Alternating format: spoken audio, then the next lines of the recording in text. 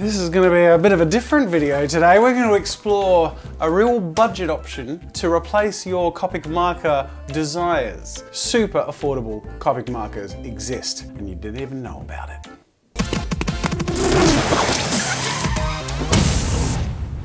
G'day ladies and gentlemen, welcome to Draw with Jazza. I'm Jazza and today I'm going to explore with you some markers I got for super cheap. COPIC markers go between $8 to $10 per marker. This is like liquid gold here. So a pack of 72 markers, I need to Google this. COPIC marker price by. A pack of 72 COPIC sketch markers goes for $569. I have 3 72 packs. I have the A, B, and C. These things here were much cheaper. I heard about them because my mum was telling me she was looking at buying some COPIC markers. She found a pack of 80 COPIC markers. It was like $40 or something. Get a load of this. Yeah, look, there it is. 30 to 80 COPIC markers. That's a bargain. It says right here, color artist dual head sketch COPIC markers set for school drawing sketch. For school drawing sketch. You know, when you're doing some school drawing sketches. Let's check this out. What the frick is Touch New? I found the loophole. Touch New markers may be the next big thing. It's got classic colors like 34, yellow. But there are some colors that I recognize in here. Raw umber. Let's see how that compares to the actual raw umber. We have burnt umber. We don't have raw umber. Okay, do you know that doesn't feel like the worst thing in the world to use? As opposed to burnt umber. This is the COPIC marker. Yeah, nah, look at that. It's like they burnt it.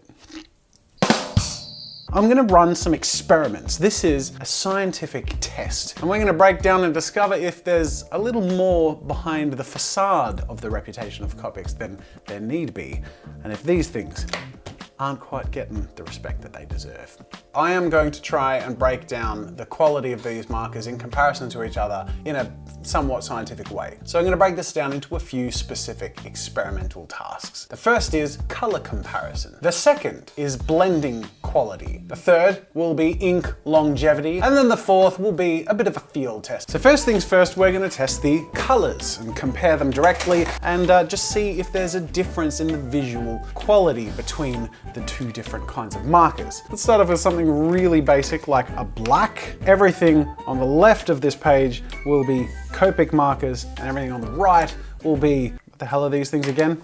Touch New. And we'll use the chisel tip first and then the brush tip. That's not bad. If anything, that feels like a more solid black, but it doesn't have an easy to manipulate brush tip, which I'm not a huge fan of. Now I'm gonna try and see if there are any colors that match by name and see what their versions of those colors are. For example, here is emerald green, okay, and then the Touch New. Obviously the one on the right is quite a lot darker, but it still gets a pretty nice flat tone. But this is where I'm starting to notice a bit of a difference. The pigment on the left here is quite evenly distributed. On the right here, it starts to seem like it breaks apart a bit. All right, we have lemon yellow in both colors, phthalo blue, and I'm gonna do the same thing on the left and the right. I'm gonna have an oversaturated section and then just a general flat color. So here we have the result of our tests. As you can see, as a general observation, I'm finding the COPIC colors are just a really clean, flat colors. I'm actually pleasantly surprised by the result of the colors on the right, by the rip-off markers. It's not that bad. But all in all, I actually think the color comparison test, it holds up really well. Could a beginner use these and get some great results? Absolutely. So why not just give these little categories a rating out of 10 in comparison to the COPIC markers? I'm gonna say COPIC are 10 in comparison to COPIC because they are COPIC markers. So they're obviously the best COPIC markers that COPIC markers could be, but we're comparing to COPIC, but you get my point. I would give a solid 8 out of 10, maybe even 8.5. It's not quite close to 10 just because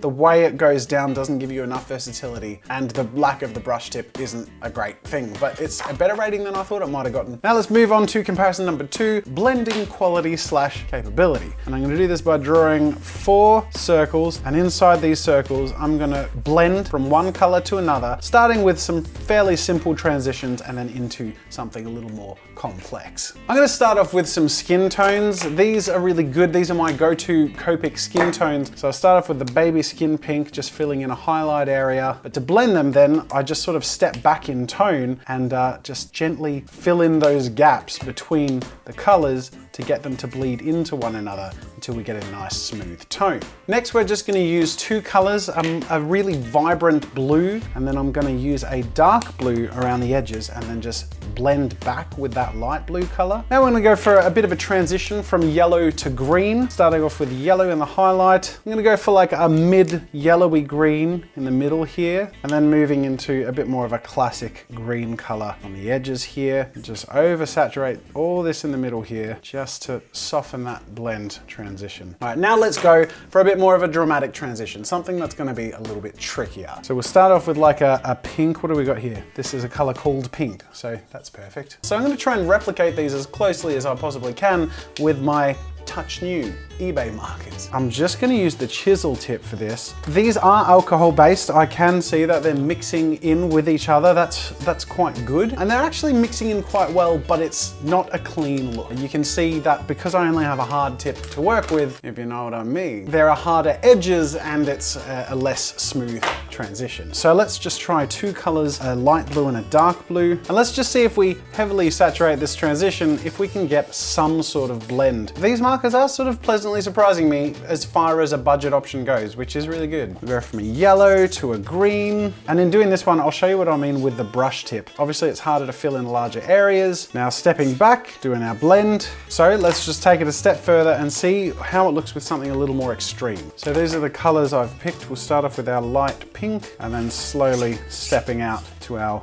bluer colors. Now we can start to see how these markers differ one from the other, and it's more with an artist's eye, looking at it from a professional perspective, because honestly, the untrained eye might look at these and think they could be from the same set of markers, maybe notice a very slight difference, but on the left, the transitions, the steps in the blending, and the overall color quality of the pigment is just a little bit nicer and more consistent. On the right, the top two look fine, look like quite good actually, but you can notice that when you start to try and get to darker colors or blend between different hues, you're having a bit of problem. You're getting that steppy look, you're not getting a nice neat circle or edge because you have solid, uncomfortable tips to work with, and the different hues aren't mixing in with each other particularly well. That being said, this is with me being super picky. These are still really good, so I'm gonna give them a 6 out of a COPIC 10. Good, not perfect or even great, but quite good if you're looking for something that does your basic stuff. Next test is going to be somewhat time consuming because we're going to test the ink longevity. What does that mean? Well, basically it's trying to figure out how long a marker will last before it starts to look dry. To do this, I'm going to ruin one of each, and I'm literally just going to use the marker on the page and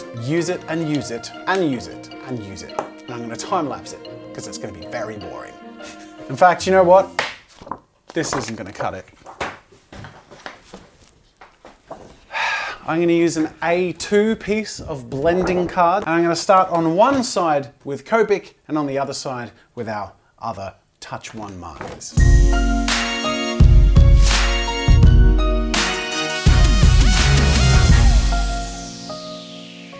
So here we have the results of our blending test. On the left are the COPICs and on the right are the Touch 5? What? Touch New. I thought they were Touch New, but this is Touch 5. Okay, I guess they're Touch 5 markers. I think this is one of the clearest tests as far as a quality of a marker goes.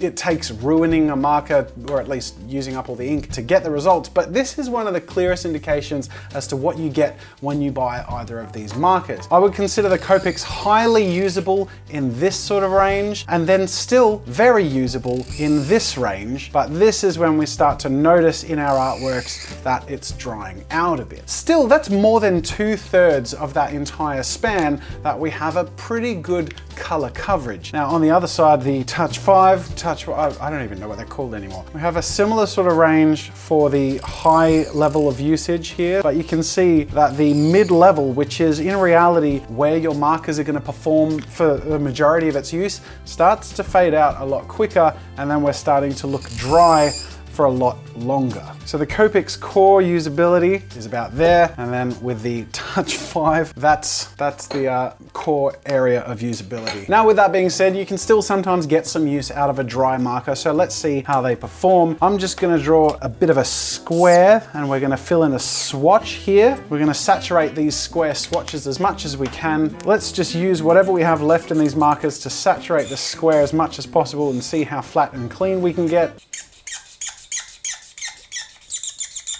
Oh God. Let's try the Touch 5. Oh God, this hurts me more than it hurts you. I feel like the results of that are about the same. Still, even after that massive amount of use, you can get a clean flat color if you push it. And as for the results of our test, we can actually decide what out of 10 the score is for our alternative marker here by literally measuring out the size and just giving it a score. So that's 15 centimeters right there. That's 11 centimeters. So 11 out of 15 is 73%, which means the color test for the ink longevity Touch 5 markers gets 7.3 out of 10. And that is a scientific fact. Last but not least, we have one little test to go, and that's probably the most fitting and reasonable test to do. Now, as I've mentioned, Copics are my go-to markers, and these are the sorts of the results I've gotten in the past when I spend quite a lot of time getting a lot of blending, mixing, lighting. You can see there's like pink mixed into brown, yellow mixed into purple. There's a lot of different hues and saturations. In this case, there were some dry marker uses that still came through and made for a nice sort of aesthetic. You can get some really good results, but it's going to be a one-on-one head-to-head challenge that I'm going to be doing now with a simpler illustration and trying to copy the general style and aesthetic and flair that I'm going for, and we'll see how it holds up.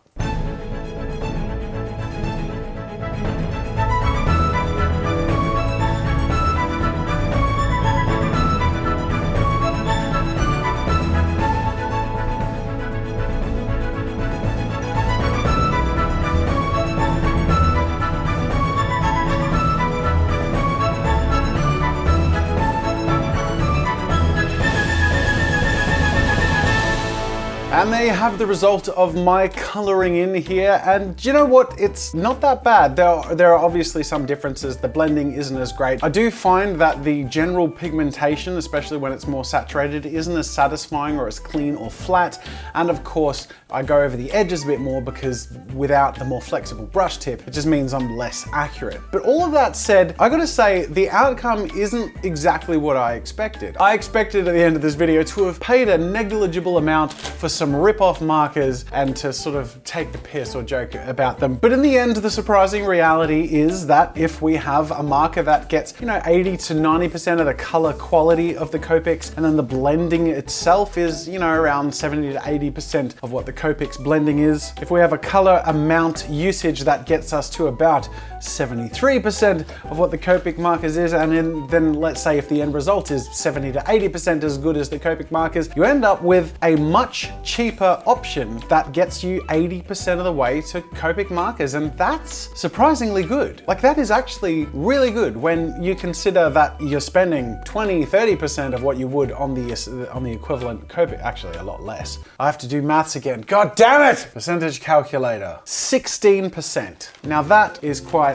an interesting thing to consider. That this bag of 80 rip-off markers that don't even know what they're called, Touch New or Touch 5, take your pick, cost 16% of what the equivalent amount of Copics would cost and get you 80% of the way there. That's quite interesting. Now, if you're a professional and you're going for the best results possible, maybe you want to just save up and get less Copics and have something that's going to last longer, that you can refill and is going to get you a better result. But if you're a beginner or even intermediate and you're looking for more color variety and just something that's going to do the job without needing to be entirely hyper professional in its result or give you a lot of flexibility in its use case, do you know what? I actually can recommend these things. They're not that bad. So frankly, if you go on eBay or wish.com and you look up cheap Copic markers, I guess whatever you get might not be too bad. How's that for a twist ending? I feel like M. Night Shyamalan Ding Dong. Shyamalan. M. Night Shyamalan pronunciation. M. Night Shyamalan. Shyamalan. What was I talking about? Twist ending. They're not that bad. Make sure to hit like on this video if you enjoyed the content, and of course subscribe to Draw with Jazza for more fun with art and creativity, art supplies, digital, traditional, and all sorts of shenanigans. And of course leave your comments down below to let me know what you thought of this video and to leave some suggestions for future videos or things to test out or play around with. Thank you so much for watching, ladies and gentlemen, and until next time, I'll see you later.